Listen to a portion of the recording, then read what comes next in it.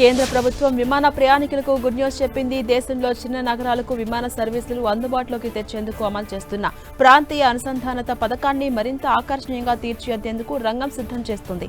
మారుమూల ప్రాంతాలకు నడుస్తున్న సర్వీసుల వల్ల విమానయాన సంస్థలకు ఏర్పడుతున్న నష్టాలను పోడ్చడానికి వాటికి ఆర్థికంగా మద్దతిచ్చే ప్రణాళికకు కేంద్ర మంత్రివర్గ ఆమోద ముద్ర లభించాల్సి ఉంది.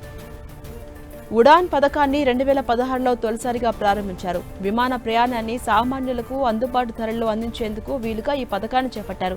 విమానంలో సగం సీట్లకు ఛార్జీల గరిష్ట స్థాయిపై పరిమితి విధించారు. అయితే రద్దీ తక్కువగా ఉండడం, టికెట్ ఛార్జీల పరిమితుల కారణంగా కొన్ని సర్వీసులు లాభదాయకంగా ఉండట్లేదు. ఆయా సర్వీసులను సంస్థ నిర్వహించలేకపోతున్నాయి. దీన్ని పరిష్కరించేందుకు ప్రభుత్వం విమానయాన సంస్థలకు ప్రోత్సాహకాలు అందిస్తోంది.